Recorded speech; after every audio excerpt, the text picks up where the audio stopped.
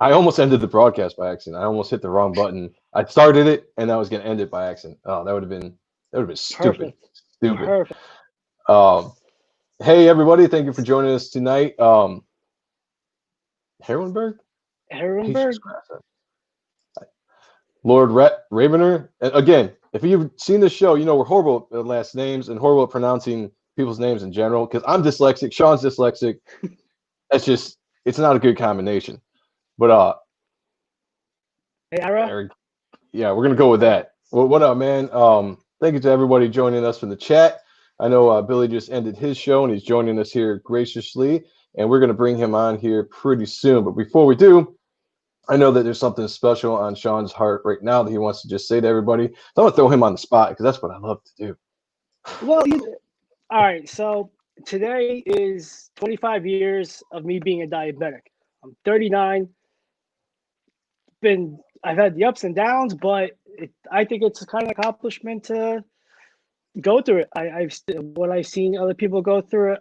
I'm not there yet, or not there, so I feel very blessed in that aspect, and it's part of my life, and it'll be a main focus on my upcoming book, Type 1, that we're going to be launching in the spring, summertime. So, yeah, man, 25 years. Crazy. Yeah. I don't know if it's something I should say congratulations on, but I don't know. What do you say to it? Like, good for you? Like, yeah, like I don't know, but yeah, that's keep kicking ass, man. Yeah, thanks, man.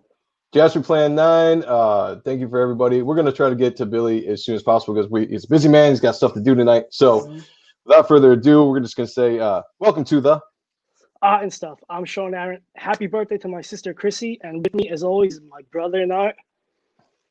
Very attractive, very sexy, very distinguished. Always narcissistic, but never vain. Staunch defender of Rob Liefeld, and a lover of all things 90s. Joseph Michael Sonntag, or Joe M. Sonntag if you prefer, or as the Pope likes to call me, JMS.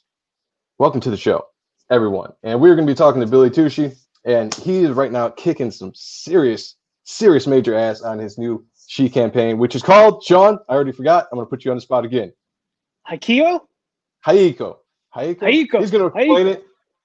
He's going to explain it. We're going to bring him on right now. So without further ado, teen sensation himself, Billy Tucci. What's up, brother? What's up, boys? Good to see you guys. Now, okay, a couple of things. First of all, I love that JMS. I love that, dude. That's how I'm going to talk. I'm going to refer to you. JMS. You know, like Adam Hughes is a buddy of mine. So, and Adam and I like to smoke cigars at the shows and stuff. And you know, me and Darwin Cook, you know, we used to, when Darwin was with us, and, you know, we always referred to Adam Hughes as AH. Yeah. Indeed, AH, you know, and I love that JM. I love JM is great, you know. Now, Sean, now you're from like Boston, right? Or Massachusetts? Nah, not even close. Jersey. No. Oh, Jersey. Yeah. Where in New Jersey from? I don't want to No, don't. you, Well, I don't live there anymore, but I'm originally from North Jersey, Bergen County, right outside Manhattan. Like, is that the embroidery capital of the world? I believe so, yeah. Is it really? The embroidery capital of the world, of the United States. Yeah. What town? So what town were you in? Oh, it's a town called Stallowbrook. I know Stallowbrook. Yeah. You know, hole in the wall town, but good people. You know, it's like family every time I go back. But yeah, small town, but in epic center of New Jersey, like right near Paramus. You know, so Paramus is huge. So. Right by Giant Stadium. My wife. Yeah, 10 minutes up the block. Yeah, my wife, after we graduated college, she graduated a year. I graduated, and then I went to a local, community college by me, and then I transferred to FIT in the city. My wife's a year younger than me, but she was already going there. So my wife graduated a year before me, and they moved to Hoboken, her and her girlfriend. Oh, so good times. Yeah, she lived in Hoboken for 6 or 8 years or something like that, or 6 years, I think. You know, and I lived in Queens because she was not having me live in Hoboken. I wonder why that now, right? I never thought about that. Why can't I move to Hoboken? Oh, you would have been in trouble. I live in Jersey. Hoboken. No offense. I just I'm not living in New Jersey, man. I'm not getting those ugly license plates, you know, the yellow license plates. But I live in New York, which sucks. You know, it's too expensive. Right now, it's not right. New York sucks. All the shit governor sucks. Can I talk like that here or no? Absolutely, you can. Yeah, go for it. It sucks. It's the worst state in the nation. Is my state, and my governor should be in jail with all this crap what he did. So But yeah, for the nursing homes, your governor, yep, your mayor, absolutely, Yeah. yep, absolutely. And that his brother was on saying, "Don't you think the president should have helped the states more? What more would you wanted the president to do? hey, you He sent shut that. down travel. You know what I mean? Yeah. He sent hospital ship. He pushed through this vaccine. Do you think anyone else aside from him could have pushed through this vaccine to get done so fast? No, Absolutely not. Absolutely And not. and our governor is a piece of, and he's on every day. He's whatever. I'm sorry. I'm not political, but No, you're fine. My governor call it sucks as too I here in see it. Michigan. No, I got but you horrible- can call an asshole an asshole. It's yeah, fine. and he's an asshole. That's Yeah. exactly what he is. Now, Sean, I got to ask you a question. Now, you've been a diabetic for 25 years. I'm glad you're here with us, but you look like you're in great shape. Now, I know my buddy Bo Smith. If you guys know Bo Smith, famous, a Green Lantern writer for years and years, creator of Winona Earp, which is the biggest show on Sci-Fi Network. It's a Netflix show. Bo got diabetes later on in life, and Bo got into the tougher. but he got into the best shape of his life because he had diabetes. He had to eat better. You got to take care of yourself, and it forces you to. Yeah, and I had heard though that the people, when you get it young, like you got it as a kid, that's great for you because aside from all the crap you got to put up with, but you're going to have a great long life, because your body is used to it. As a kid, exactly, yeah. So it just sucks to do that. I don't know if you do all the pricks and all that stuff, and I know you get a prick. You get like every day you got to get a prick, right? Right, Joe? Like 70. Joe's my number one prick. I am the number one prick. That's right. Just one prick today. That's it. Yeah. Latest Herrenberg. Yeah, I know. I'm sorry, Herrenberg, but they're garbage. They're awful. What they did, and that's why over 1 million people have fled New York State in the past 10 years. Oh, I know. And then what they're doing is that these people are fleeing New York, they're fleeing New Jersey, fleeing Massachusetts, Connecticut by the millions, and they're moving down to North Carolina, South Carolina, Georgia, Florida, right? And then what do? Then they vote for the same exact. They want to instill the same exact things that they just ran away from. Yeah, I don't get it. I don't. And recreate it. They're so stupid. And I ask my friends that do that. And these are like famous comic people. And I'm like, why would you move? Why for a better quality of life? I said, but you have everything you want. Everything you voted for, you got in New York. Yeah. It sucked, didn't it? And now you're in Florida, and now you're trying to ruin that. I said, why don't you just stay in your own blue world and leave those people alone? I had a conversation with a buddy of mine at work the other day about the same thing in California. People are leaving California, going to like Texas, but they're going to Texas and they're still voting for that same bullshit that they escaped from in California. Yeah. And it's like, I don't understand the mentality when it comes to that. Like, it doesn't make any sense. Have you ever been to Arizona? No. Arizona. I have. Yeah. It's beautiful, but the majority of Arizona, not up in the high country, and stuff. It's a desert. It is literally, you're a desert. Phoenix, you're living in a valley in a desert. It's 105 degrees in May there. So what happens now? All these people leave, and now the desert's beautiful. But if you ever been to California, I'd have to say, aside from Hill Country, Texas, California is the most beautiful state you'll ever see. It is so beautiful from the top to the bottom, and with this gorgeous mountains, and then you have your deserts. You have your deserts in California, but you have the beaches. You have the subtropical. Like areas, from San Diego all the way up to up past, up to Santa Monica, Santa Barbara, sorry. Not Santa Barbara, Simi Valley. The most gorgeous place you could imagine. And how can 1 million people have left that in 5 years or so to go to the desert? So you got to really fuck up your state so bad to leave the most beautiful place on earth where the movies are made, where they can shoot locations. You think you're, in the South African jungles, or you're out in the Badlands of Wyoming, or you're in the beaches of Malibu, or you're in redwood country. You know what I mean? The beautiful redwood like that. And MASH.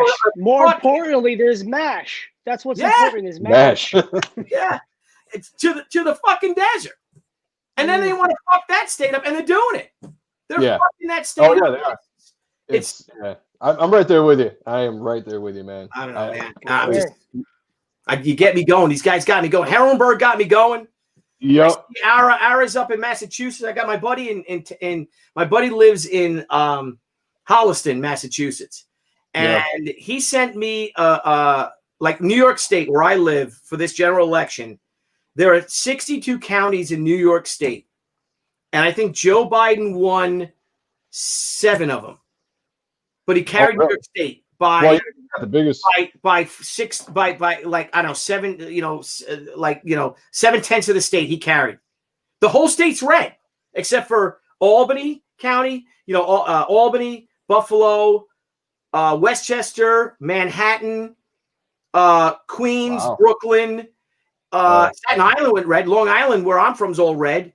And you're living in a twilight zone of legacy. It's terrible.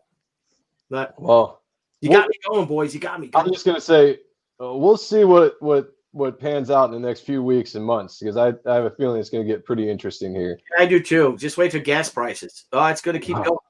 Look, Nicholas Gear, he gets it. Nicholas Gear gets it. They're trying. Jerry Roscoe gets it. What's up, Jerry? I was gonna say, hey, Gary, how's it going, brother? Yeah, and Syracuse too. You're right. Holliston, yeah. Holliston, Mass is cool, man. They belong to a gun club there, so we go shooting up there. And them too. They're just, even Massachusetts. You look at Massachusetts, and aside from Boston, that whole area, the friggin' state's red. Crazy. Hey, Ara, man, next time up in Holliston, hopefully in February or so, we'll exchange contacts. We'll meet up at a bar or a wing place. This is cool. At the Holliston Railroad, I guess the Holliston train station turned into this cool bar with these great wings, and we would watch football. I really don't care about the NFL anymore, but I may watch some hockey. Yeah, I feel you. So, well, one of these days when we can all get back together, hopefully. So here's to that. It'd be nice. It'd be nice. Real quick to Nicholas Gear. He had asked, the character behind me is my character, Reaper Destroyer. The character behind Sean is his character, Streves from Type 1. And both those books we're working on right now, and hopefully we're going to try to get them out sometime next year. So what's the plan for them? What's the plan? I'm trying to finish as much of the book as possible before I do a campaign, but it's most likely, it's definitely going to be on Indiegogo in July, I think, is when I'm aiming to launch it. So we'll see. It's gonna be my first campain, just like Sean. So we're kind of learning together, and we'll see how that goes. We might do that, because that's that's smart. That's what Brian Jasper Plan 9. Billy, I'm not political. I'm sorry. Yeah. But see, that's the plan. Like what we're doing, guilty as charged. You're right, Jasper. Is that like what Brian Polito does, is that Brian does not launch a comic until it's completely done.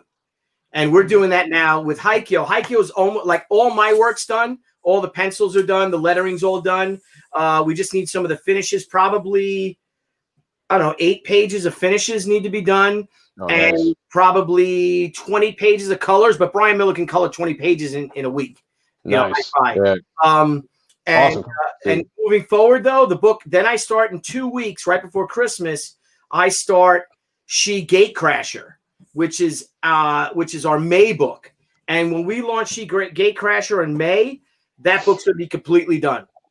Colors, letters, pencils, inks, everything. And all we're going to do, and that's the goal, is if you can launch a book before it's done, and you spend all that time building it up and working on it and all, it's cool, because when you launch a campaign and you're still drawing it, or writing it, it's a lot, because you're on pushing that campaign. You're like in promotion mode. And right. Joe, when the PR department's working, the art department ain't. Yeah, I was just gonna say, I mean, to add all that into then trying to finish your book is definitely hard. I mean, I'm gonna try to get the book at least in my pencils done by the time we do the campaign, so then I can just go into inks and colors, and hopefully we can turn that around by the time we fulfill. Yeah. But if I'm not close, I mean, I got no problems pushing it back. I don't want to, it is. Do it right, because with She, the Way, the Warrior #1, I redid every one of those pages at least once. So I remember, it's first impressions bro, are the first impressions are everything. You need that book. When you make that promotion, you have 5 pages, say 5 pages of art, which is what I reckon, 5, maybe 6 pages, because you don't want to give away the story. Right, but yeah. 5, 6 pages of art, and it's got to be the best. You know what I mean? The best of the book. But you also don't want to spoil the story. You know Right. Well, okay, here's a question real quick. When you put that 5 pages of art up, I was going to do the same thing. I was going to put 5 pages of finished art without the dialogue. Would you recommend that, or would you put the dialogue? I would recommend with word balloons, because then people subconsciously saying, okay, this guy's serious. You know, because I pledged for a comic from a really famous comic artist, I think 6 years ago now. And I pledged, and I never, and he still hasn't fulfilled that book. And, a few, promo art and stuff like that. Yep, no, I feel you. But the thing is, and people are gun shy now because so many people are doing, crowdfunded books. So many people are doing it in the field. So many people are doing Kickstarters. But you want to have that perception, like, wow, here's 6 pages, here's 5 pages of this, and it's lettered. Make those 5, 6 pages awesome. Yeah. Yep, that's what you should show, because you don't want to give it away. You know, when you see a movie trailer, Sean, and they give the whole movie away, like, well, why should I watch this friggin' movie now? Right. Yeah. That's why with Star Wars for me, it's like, I've seen the movie, I gotta go see it now. Nicholas, I did draw that. Yep, I'm the artist on the book. If you actually go back into our channel, into the playlist, we did a show a couple weeks ago called Fluffer and Stuff, which it's a funny name. I'll explain later. Fluffer and stuff. Yeah. I hate H&R Puff and stuff. We were talking about that Sid and Marty Krofft stuff on my show a half hour ago. I hate that stuff. It freaks me out, man. Nightmare, that witchy poo. Remember that little wand? I know you guys are young. Yeah. You guys remember that stuff? I've seen reruns and documentaries. Well, Jasper, I mean, we did a show where Sean and I talked all about our books. We showed a bunch of art and stuff. So if you're interested, go into the playlist of the art and stuff and check out that show. It should be the last one before this show here. And we showed a bunch of art and everything. But that picture in particular is inked by Jimmy Reyes. He's doing the cover. The actual interior inks is going to be by Joe Weems. And the colors is by Brian Valenza. So really excited to get that book out to you. But we're not here to talk about my book. So I got my boy right here, Sigmund Torre, who just did an amazing rough cut. You're talking about the rough cut. He digitally did the rough cut cover. And then he made our Raijin, which is a print. And Debbie wants to make it into a metal cover because it's that gorgeous what he did. And I'm looking forward to doing a lot more with Sigmund in the future. He's not part of Team She, whether he likes it or not. Yeah, I was going to. Because you got let me bring it. So there's the that's not the final version. I didn't load up the final version, but if you go into the updates, you'll see the final version, because Sigmund actually made that's Raijin, who's the Japanese thunder god, and he has like a circle of drums around him, and I didn't think it would fit on the drawing. And then he came in and he goes, my girlfriend's Japanese, and I know exactly who this is, but where's the drums? And I'm like, I couldn't fit it. He goes, I'll put it in, and he redid it. So I don't know if you can click on the updates, but you'll see the final version on that.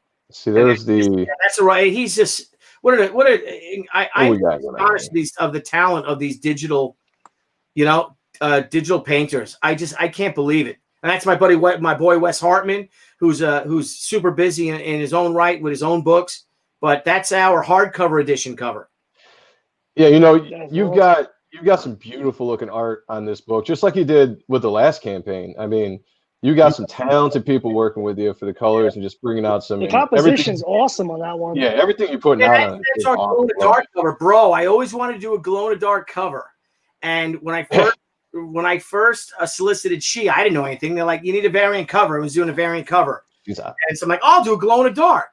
And well, by the time it came to print the book, glow in the dark was able to be used in 1993, but in 1994, the U.S. government banned it because it came from China or something. It was toxic. So I couldn't have a glow in the dark cover. But now I guess the new glow in the dark, they can do it again.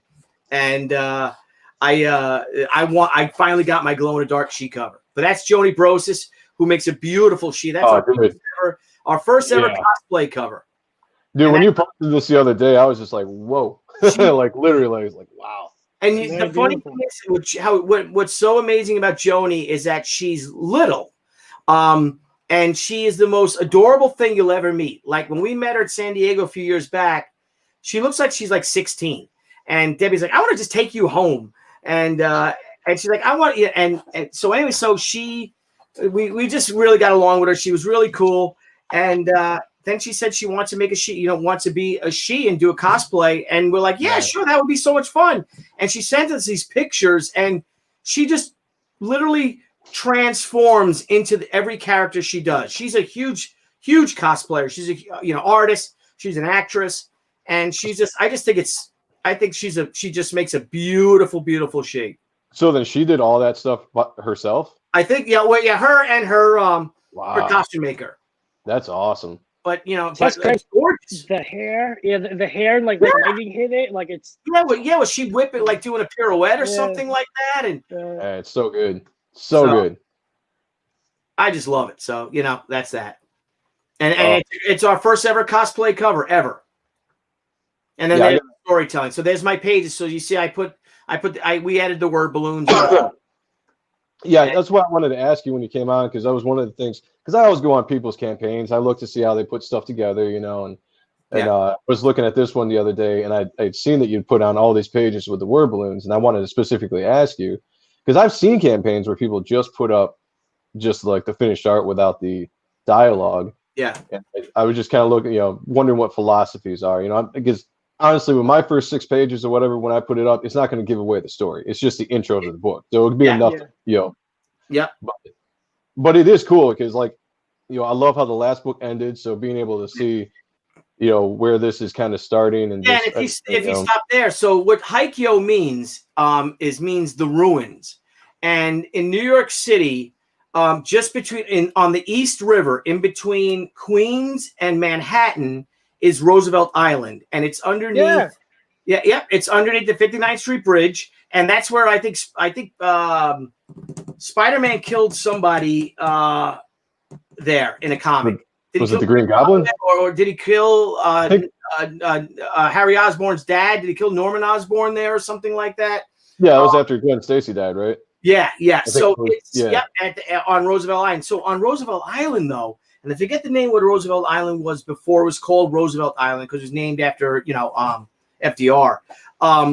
Is that it held it was housing all the New York City smallpox patients, all the people suffering from smallpox. That's where they sent them to this island that you could only get to by boat, via boat. Now you can take the tram. If you ever saw that movie Nighthawks with Sylvester Stallone and Rutger Hauer, that's the Roosevelt Island tram. Okay. But on Roosevelt Island, they built in 1870 something or early 1880s a massive Gothic hospital that housed all the smallpox sufferers, patients in New York City. And now it's crumbling, it's dilapidated, but it's still standing. And if you Google Roosevelt Island ruins, you'll see it. And that's where our final battle takes place, because the villain kidnaps HAIKYO and takes her to the ruins. But if you ever watch any of these ghost stories, because it's haunted by all the people that died. Smallpox. But underneath, it's ruined that there are catacombs, acres of catacombs underneath Roosevelt Island, because they couldn't fit all those people in the hospital. And if you look at any New York City, everything's got massive basements. There's the jail called the Tombs on the Lower East Side of New York City, near the where the tombs, with the basements, where the jails are underneath, 20 2-3 stories underneath, and the whole final battle takes place in the tomb. Yeah. Oh, it was called Welfare Island. Yeah, is a genius. Yeah. Oh, did you? Well, I'm like, I wasn't sure if she was just screwing with me because maybe it was like an island they call it. I'm like, Yeah, Welfare Island. All right, cool. Yes, Blackwell's Island. Yep, absolutely, Lord Ravener. So the thing with the tombs is that our villain now has HAIKYO held there, and he's filled with hundreds and hundreds of Japanese artifacts of war and but the artifacts like the sword. If you look there, you see the swords, you see the armor, you see the weapons, you see the lanterns. They're all all a collection of murderers, Japanese famous, infamous Japanese murderers, samurai, Ronin, serial killers, Japanese imperial soldiers, these masochistic Japanese, and the ghosts inhabit all of those vessels, and the tombs, the beneath it are all illuminated by thousands of Japanese lanterns. So this is all the ghosts of the smallpox victims, but now they've been invaded by the ghosts of all these murderous Japanese monsters and stuff like that. Like just horrible people. And so not only is it a battle on Earth, but also in heaven, as you see this all comes to pass, that the ghosts of Anna, the Anna's so high warrior ghost that guide her will come to Roosevelt Island, and they all do battle in this. It's sick. I was just going to say, epic, man. That sounds. I'm trying to write it because I did a double page spread. I'm redrawing 44 and 45 now because hold that up. Hold that up again.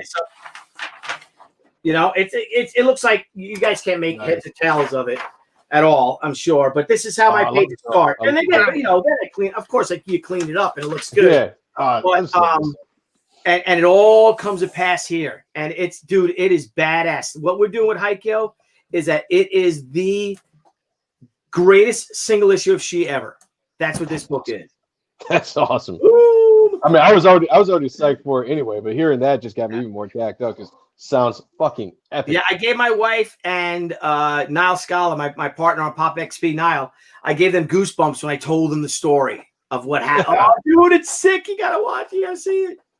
You know what I love is I love talking to creators in their books, and especially just like what you presented here over the last couple minutes, and just seeing the energy and excitement that you have, for your book, and that gets me even more jacked up to want to read it, because I can see that, some people could be like, I'm just making a book, I'm drawing it, I'm putting it out there, I hope you like it.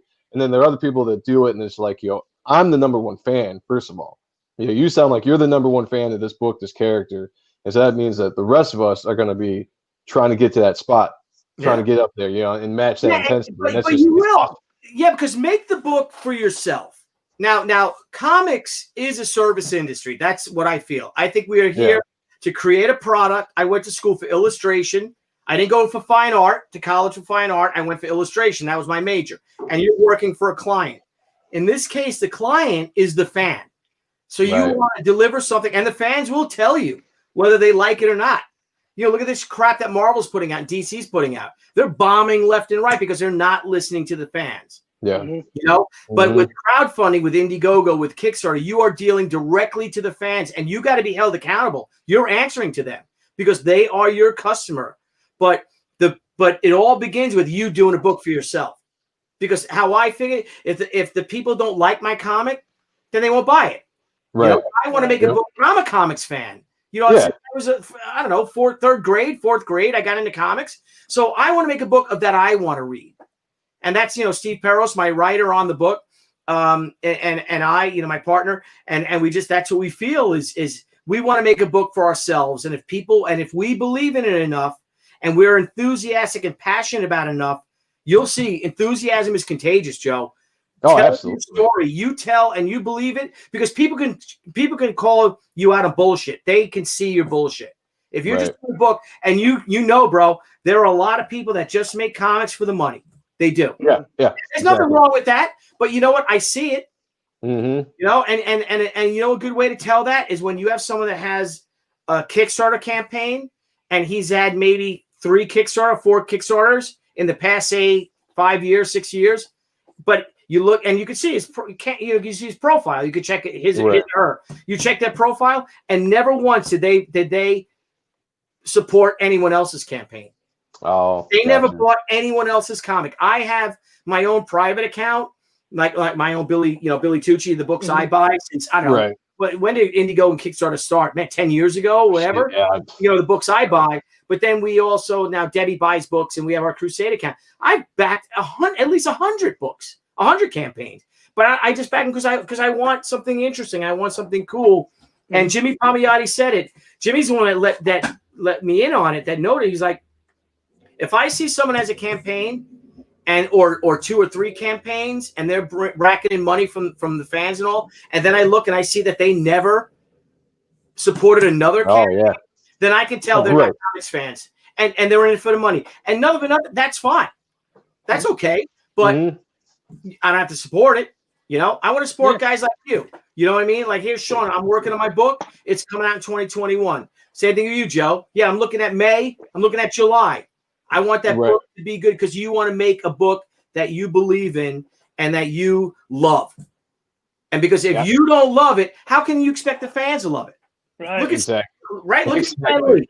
That story with the Fantastic Four when he was ready to quit, and his wife Joni, who was a grand dame of a woman, Joni. I mean, these amazing people. She's like, well, give it one more shot. But he loved it. Stan loved comics. He loved, even though he was embarrassed when you go to dinner parties, like, what do you do? Like, I make comics, you know. But then again, it became Stan Lee and changed the world. You know, he really did. So it's all what you have to embrace and what you have to believe in and what you have to, support and support other creators, man. You know, I was on Clint Stoker's show last week, who does Sweetcast, and he's a phenomenal creator in his own right. And I said, us right here, boys, us 3 guys, I'm a huge fan of, I was a paratrooper when I was in the Army, and I look up to those men that came before me, especially the World War II paratroopers that jumped in Normandy and Sicily and Italy and Holland and Germany and in France, southern France. Is that these are the greatest men that I'll ever meet in my life. But for the 506 Parachute Infantry Regiment, if any of you guys saw Band of Brothers, their motto was Currahy. And Currahy means, now I'm going to, because it's not known, the true translation is, they don't know it, but it either means we stand alone or stand alone together. And that's what we are right now. Us 3 guys, we are Currahy. We have to embrace that Currahy mentality of that we stand alone together. And what that means is that, Sean, you've got your book. And you work on your book. You're alone in your book because only your vision is what's going to guide and make that book. Same thing with you, Joe. Your passion, your drive, your love of that book is your thing. Same thing with me, with She, or with Zombie Sama, or our next book that's coming out after that. And we stand alone, but you know what? We stand alone together, just like the 506 Parachute Infantry, just like paratroopers, because when paratroopers, you dropped in, I did only 2 night drops myself. But that night drop in Normandy, they become, you become split up. You stand alone and then you come together. You know what I mean? You come together. Right. You can fight on your own, but you're that much more powerful when you fight together, And here we are helping each other out. And that's what we should do. It's our obligation. It is business. And you want what's best for your business. You really do. But you know what? Help your brother out. Help your brother creator out. If he's a good guy or a good lady, a good person. You stand by them, and we support one another. If we all support one another, there's nothing that can stop us, and we will destroy the corporate comics that does not care about their creators. That when the comics industry, COVID hits and the comic shop closed down for 2 weeks, and these multi-billion-dollar companies tell their writers and artists, pencils down. Yeah. For a guy that's making $100 a page, I can't afford to pay you $2,000 to ink a comic when this company's worth billions of dollars. Get at it. But that shows how they feel, how that shows how little they deem their creators for. And Jack Kirby said comics will break your heart, and Darwin Cook said the same thing to me. He said Marvel and DC will break your heart. Because you come to them with this passion. We all got into this because we loved comics. Right. And But you come with them to a story and you know it would be huge. You know it would be a big moneymaker for them. And what they do to you is that they ask you then, oh my God, I love this pitch. And a lot of times they come to you to pitch something. Then you spend a week not getting paid developing a story. And then they like it. And then all of a sudden you have to spend another 2-3 weeks breaking, say, the 6 issues down into a page or 2. You know what I mean? Issue 1, this is what happens. Issue 2, you spend 2-3 weeks doing this. And then there's one guy or one gal over there says, you know what? I wanted to use the Human Torch for this story. So yeah, it's not going to happen. You know? And it breaks your heart because you love these characters. And that's why, you know what? I've had good experiences with DC, not so great experiences with Marvel, because there's certain people that work there or whatever. But you know what? If I never go back to them ever again, so be it. I don't need them. Right on. Right. What I need is the people watching this stream right now. And I want to make great comics. I mean, look, Joe, right behind you. Look at you, Sean. You got Spider-Man right behind you. You got Venom right behind you. You know, you love these characters, man. You love them. Hell yeah. And if they don't care about us, you know, then the hell with them. But I love my own characters even more. So Right. Yep. That's right. Because let me tell you something, Sean. When the time comes, there's no greater feeling in the world when you create a book. Let me grab something. Let me grab oh shit! I got yeah, it's my shit. You know what I mean? So you grab, your comic that you created, right? Mm-hmm. And someone comes up and buys it from you or brings it to you if they bought it on the campaign, and then they ask you to sign it. And dude, there's nothing better than taking this book and taking this Sharpie, right? And you're sitting there, and then you sign your name to that book, right? Yeah. And then you give it back to them, and guess what they say, Sean? Then they say thank you. And you're like, dude, no, thank you. Mm-hmm. Are you kidding me? Sure. For your hard-earned money. Yeah. Freaking awesome. We are so privileged to be in this industry, and we stand on the shoulders of giants, of all those that came before us, and it's our responsibility to honor those giants and never, ever piss on their fucking heads when we're standing on top of them. Who's on the Rushmore of artists? If we could just... Also, before we do that, real quick, Jasper Plane 9, I don't know how to do the wrenches. Yeah, sorry. You need a wrench. You guys need moderators. Yeah, we do. People keep saying that, but I don't know how to do it either. Niall did it. I don't know how to do it, to be honest with you. So if somebody could tell me how to do it, email me, hit me up on Facebook, Twitter, send me a message on how to do it. Say you want to be a part of it, and I will definitely do it. Herrenberg is our king moderator on our show. And he is brilliant. He's the one that brought up all the facts and everything. He is so smart. He's a creative genius too. But he is so smart. So I'm sure Herrenberg could help you out because he knows way more than I know. I was just gonna say, if anybody look me or Sean up on Facebook or Twitter, Joe M. Sonntag, Sean Ahrendt, send us a message and we will definitely. Yeah, you got Jasper Plan 9 just said it right now. Herrenberg too. We can wrench as well. Okay. And they make the show so much better because they do this now. So Herrenberg can pop up. Herrenberg can, they just work and they because sometimes you get trolls. You'll see. Right. Once your book starts coming out, you're gonna get these people that are just punks. They'll say stuff. I can't wait.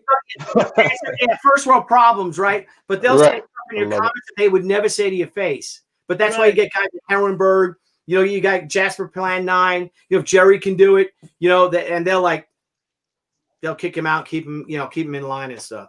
So well, we're definitely open for it. So just anybody that wants to, let us know how we can actually make that happen, and anybody that wants to be a mod for us, we're more than happy to have you. So then they become your family.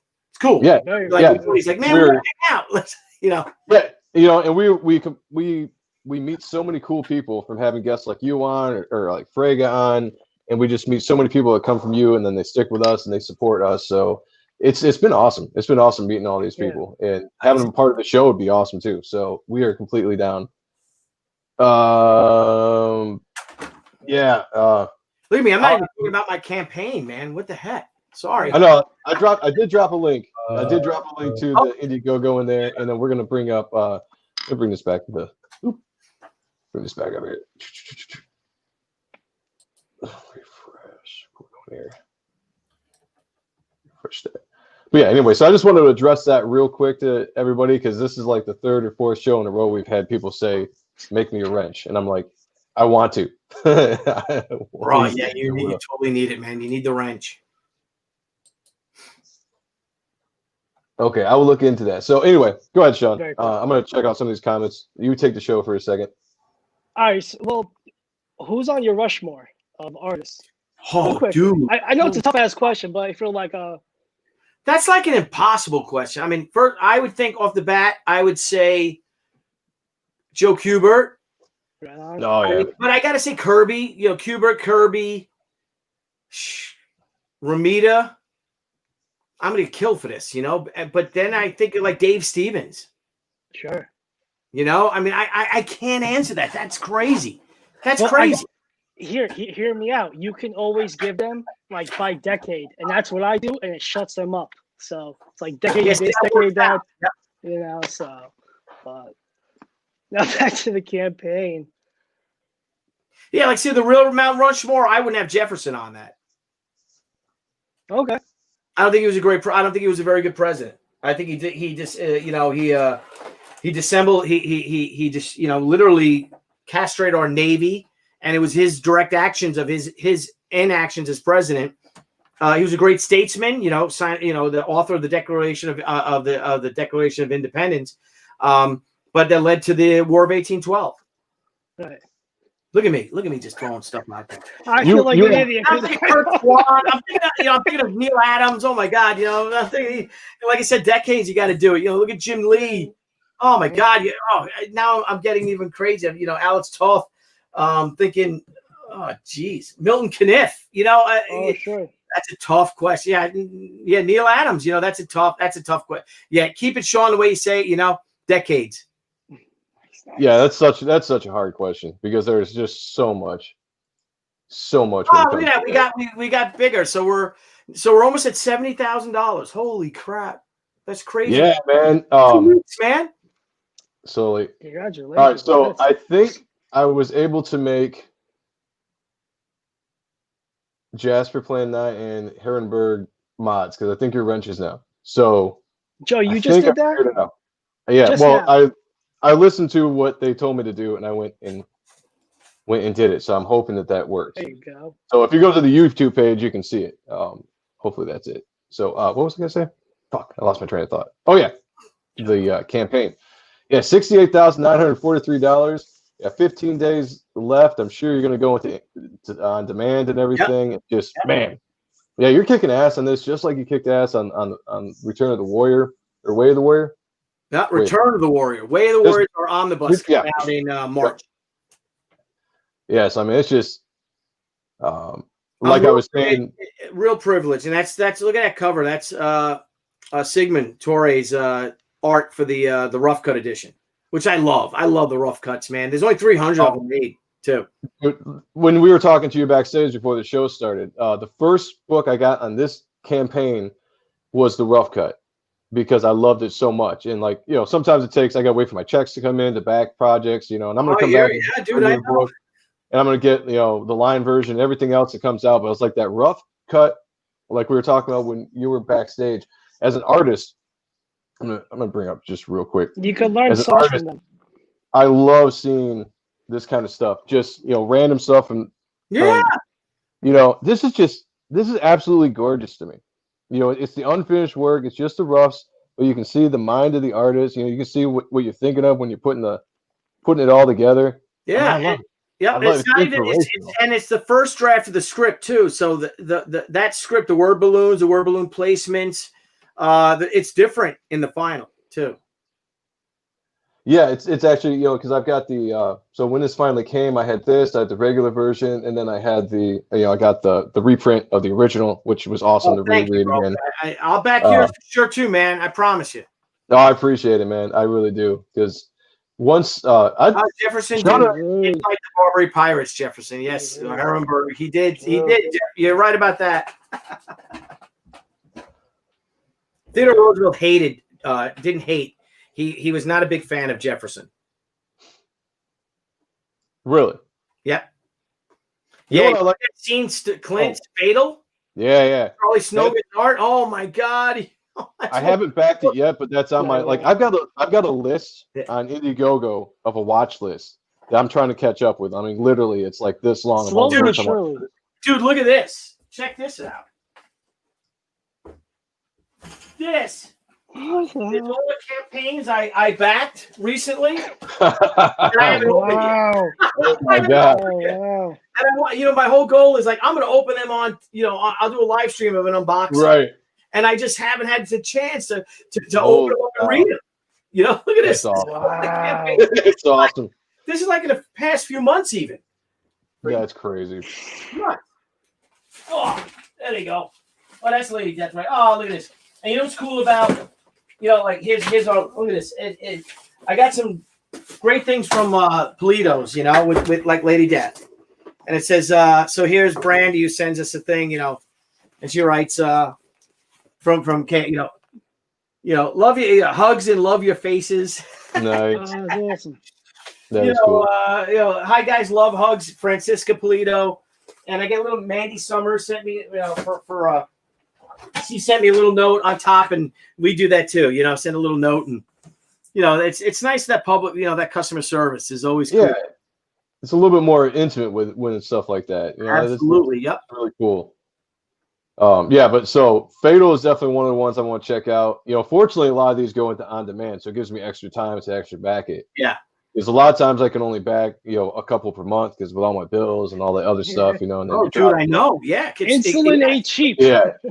People understand that, but the important thing is too, though, if again this stuff gets real expensive, especially because the print number, the print like our book, say any given cover, like that hardcover. I think we only made 1,000 hardcovers. All the other variants, there's probably 300 of them. So it's expensive to make. That's why the books are $25 each. But that's expensive to buy. Right. But what's important, if you can't buy it, at least share on your social media. Share the links to help to help your fellow creators out, because that's more important. If someone can just, I send out emails all like once a day and updates and stuff. And I was please pledge, and if you can't share, just share it. Because that share gets one person, that's great. And everyone knows. Look at who the frigs even worked this year. This is a terrible year. Yeah. The worst year ever, really. This is probably 44. What's crazy is it is the economy coming to a halt and everybody not working except for essential workers and stuff like that. But you still have these campaigns extremely successful this year. Oh yeah. That really says a lot to the backing, the movement that is the Indiegogo, the indie, even the Comics Gate, all that together. People still are spending their money wherever it's coming from to support these campaigns. I think that's been really awesome. And you see, Ethan just killed it this year. Yeah, with because Ethan works his ass off. Yeah, he does. Every day he's working. Not only is he drawing and writing and publishing and shipping, and then he goes and he streams or he does his videos. You can't take anything away. The great thing about comics is that you really do get out of it what you put into it. Right. The more you work, the more you put into your art, the more you put into your story, the more you put into your production values, the more people will respond, and the more you get out of it because people see it. Look at Marvel DC bomb with that garbage they've been putting out. Yeah. Oh yeah. It's garbage. And you know what? And the for the most part, I'm not talking, like I said, the black metal stuff, which is awesome. Death metal stuff is, great. Right. Capullo, Snyder, those guys' things. I think Sean Gordon Murphy's killing it. But aside, sad to say, man, a lot of the books, awful, unreadable, and they're bombing. They're tanking the big two. And good for them, rightly so. They deserve it. They don't deserve to outsell a book like ours. They don't. Yeah, no, they don't. It's far superior to them. I know. I was going to say that's the thing too is that the passion. We were talking about just a little earlier. You can see the passion in the projects in indie right now. And when you look at the big two, there's a few. There's a few books that are cool. Like the James Tynion run on Batman was really cool. The Joker War, that kind of stuff was cool. But for the most part, most of the books you see are just kind of blah. You know, they just come out every month. And it's just like, you know, like. And how do you feel about these people, these writers coming in saying, well, you know what? If you don't like my politics, I hate F it. you. Yeah. Or if you voted for Trump, F you. I don't want you buying my books. So don't buy my books. And it's like, I never understood that. I don't want Nazis buying my books because you voted you voted for Donald Trump, so you're a Nazi. I don't want you buying your books. And these are guys writing Spider-Man and stuff like, wait a minute, these aren't your books. Right. These are Marvel books. And they're not your characters. They're not your characters. You're just working on those books. Who the hell are you to tell? You know, and that's why I'm astonished that so many of them still have jobs. Because they're insulting the fans, and more so, it's almost like a threat to the fans. You know, if a fan did a critique of it, look at that. Yeah, Robert Frank gets it with the Wizard. Nice, Robert. You know, and it's the funny thing is they forgot that the fans, us that grew up with these characters, they're more our characters than they are these big companies, because we invest our time, our money, our passion, you know, our childhoods into these characters. And when we complain, when it comes to like, hey, I don't like what you're doing with my character, I don't like that you're taking them in this direction, instead of saying like, hey, I'm gonna listen to the fan and say like, all right, well, I'm gonna course correct here because I want you guys to be happy with the character that I'm presenting to you. They basically say, no, fuck you. You know, this is what we're doing now. We're gonna do the social justice stuff. We're gonna put our politics into the books. We're gonna make this character be, you know, this ideal because we deem him to be, you know, and they change it all up. That's why you're losing people. Well, the thing is, the thing is that they say, well, comics have always been political. You know, Captain America punching Hitler in the face. Well, in March of 1941, I'd say 90% of the American populace wanted to punch Hitler in the face. Right. It's not a fringe type of political view that nobody believes in. You know, you look at, you know, communism. Give me one example of when communism has ever succeeded. You know, it doesn't. It's an oppressive, you know, horrible, you know, ideology. And these idiot kids or young people, not even young people, these idiots, you know, they're espousing this and stuff, and they live in a fantasy land. And not only that, they also say that they don't read. They openly say, I don't read comics. You know, I know, but I want to change comics. Right. Well, okay, good luck trying to change comics. And you know what? And the fans respond, and that's why DC had a reckoning, a slaughter over there. And you know it's coming in Marvel too. It's already started in Marvel, and there's going to be again. You call it a massacre. You call it it's a reckoning. We'll see now. We'll see if there's actually any kind of course corrector. Does it do justice? If they fall into the same old traps, like they can do the big bloodbaths and get rid of people, but the guy that they just put in charge of DC doesn't sound like he's gonna be any better with his philosophy and political takes on anything. So they have Marie Jarvins is now the editor-in-chief at DC, and she is amazing. I guess I didn't hear that one. No, she's brilliant. She gets it. She's a comics historian. She's been a longtime editor. I think it's a brilliant move to name Marie Jarvins as editor-in-chief at DC Comics. Well, really, good. I hope so. Or chief creative officer. I think she's editor-in-chief. So I think that's the hope. Marvel, I ain't so sure. Dude, I really haven't collected a Marvel book, and I mean, I take that back. Like when Adam Kubert came back and did Wolverine, I did it because he was one of my favorite artists in the '90s, and it's like a nostalgic thing. You know, and maybe Victor Bogdanovich, I follow his work. But I mean, that's really all I ever do with Marvel. I haven't really collected a Marvel book, and you know, going back to maybe Mark Silvestri's run on New X-Men was the last time I really because it's just it doesn't get me. The art doesn't get me. The character stories are just compared to what I grew up in, because I came up in as a kid. In the late 80s, early 90s is when my imagination hit, and I was really learning these characters and getting into them. And to me, that was the best. And there's not been anything really with Marvel, with the X-Men, Spider-Man, you name it, since then that has captured my imagination, besides me just kind of getting out and following my favorite artists. And maybe that will never happen because it's just a moment in time for me. But they turned the X-Men into Soylent Green. What the fuck?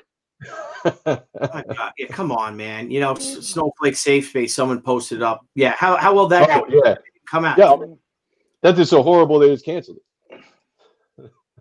Horrible. Yeah, it just the state of, and it's funny because if they ever change their ways and they come back to fan service, I think everybody would definitely come back and start supporting them. And the cool thing about that is you can support the big two because they'd be giving you what you want, and then you also have this newfound love and support for the indies, and it's just it's good all around. Yeah. But right now it's like the only thing that's giving me excitement is books like She, and Cyberfrog and Black Flag and Shinobi Sasquatch and like all these, that's what's exciting me right now. Sasquatch, my boy Wes Hartman, Sasquatch in space, dude. Sasquatch. I gotta check that out. I've been hearing about that. Freaking brilliant, man. You're like, what? I'm gonna do what I want. I'm gonna put Sasquatch in space as an astronaut. I love it. Yeah. I love it. I love it. What up, Rick? Good to see you, man. Good Rick, what's up, man? Hey, I'm sorry. Herrenberg's gonna be like, dude, you gotta tone it down. I'm fired up, man. Wife's been giving me some wine. I worked my ass off all week. I love it. I love it. That's what this show. We get a storm. I bow hunt. I'm a bow hunting fanatic, so I have I got my little spy point here, so I have my my camera at my stand, and this guy came by. I'm gonna kill this guy because he's got to be taken. This is 828, and this buck right here, but he's just a kind of a buck that needs to be taken out. Dude, let me show you this, if I may. Yeah, go for it. Sure. Let me show you the deer that was under my stand. Look at this guy. This guy was under my stand on the 2nd at 11:16 p.m. I've never seen this deer. Hang on, let me. Woo! That beast. Up to no man. good. So we'll see, man. I've been hunting since October 1st. Almost every day I go out. Almost at least 3 days. 3 days a week. Four, maybe 5. 5 to 7 days I go out because I get up real early. If I've been hunting in the afternoons except for the weekends. So I probably get up at 5:30, and then I'll work. And then I'm like, honey, I'm going out. She's like, all right.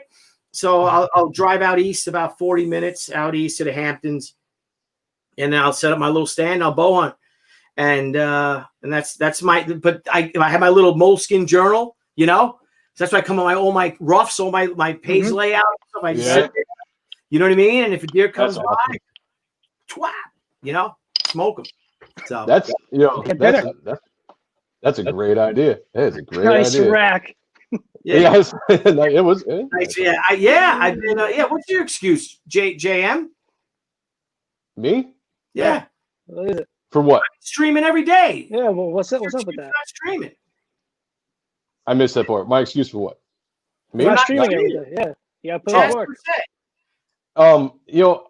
I would love to stream every day if I had the time, but between working full time and then my family, and then I gotta cram in a couple hours at night before I go to bed to draw my book. Yeah. And then the Out and Stuff show on Fridays.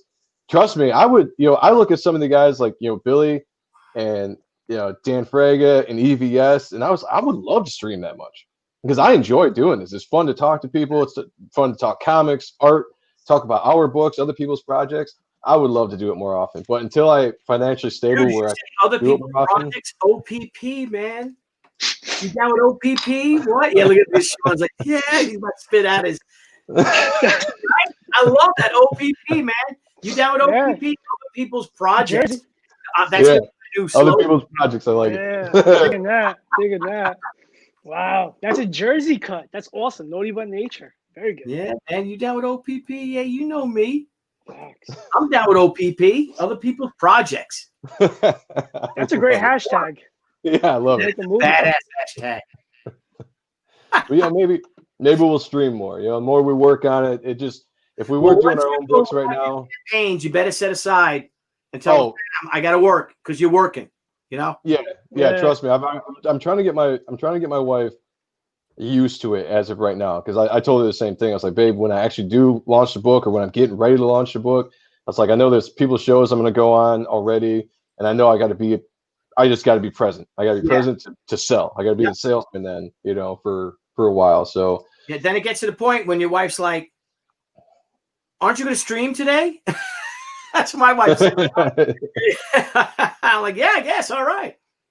So You know, I hope, you know, I seriously hope, you know, like I just want to do my book to get it out, you know, to the fans. But if it ever caught on and I can do, you know, a couple projects down the line, 5 projects down the line, however long it takes, to the point where maybe I'm generating enough income to where I can focus more of a full time on drawing yeah. and do what I want to do for a living, then you could jump into the, you know, the daily streams and get into that crowd like you're in, you know, like some of the big guys are in that do this for a living. Like the old guys. We've been doing this a long time. Right. Yeah. You know, like I would love it one day to be like that. So that's my ultimate goal, you know. So right now it's baby steps, it's patience. Yeah. You know, I get my foot in the door first. I gotta get the first project done. So this is the first step, you know, right here.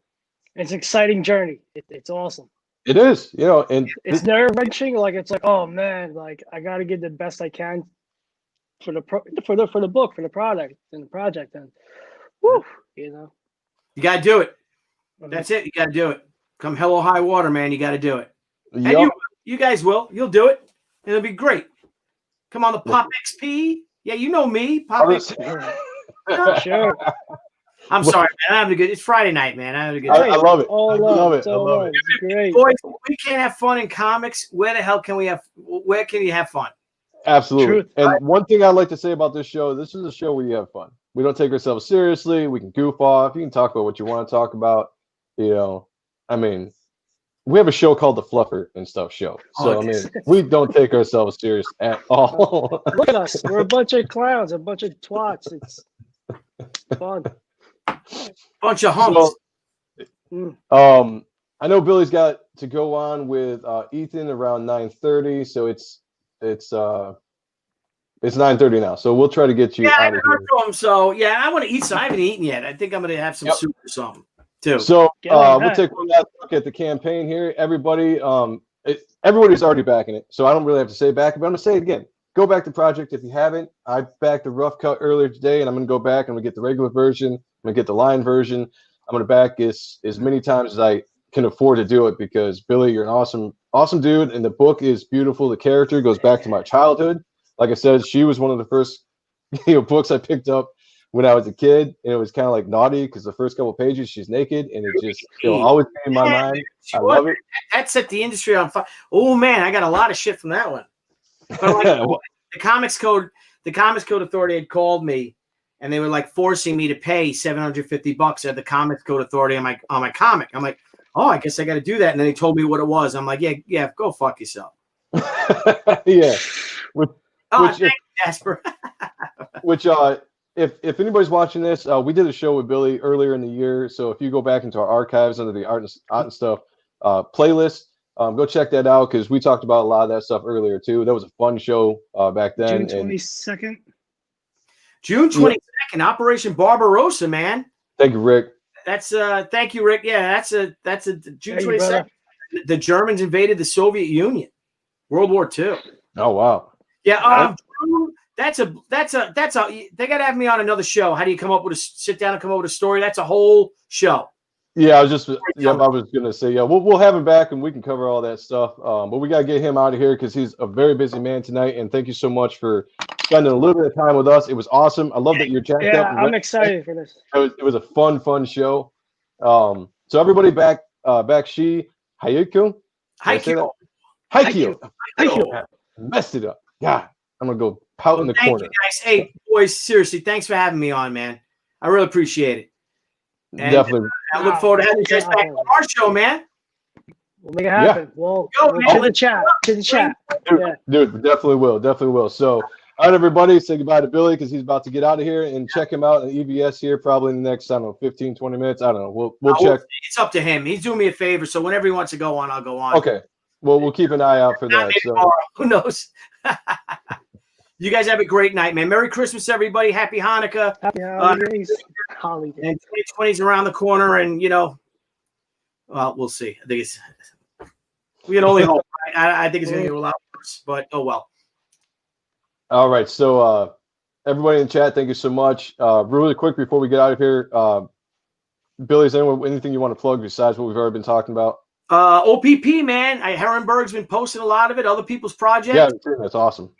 Guys, if you can't afford, look, it's Christmas time too, but if you can't, if you can't pledge, share it on your social media. There's a lot of great creators out there right now, independent voices, independent visions.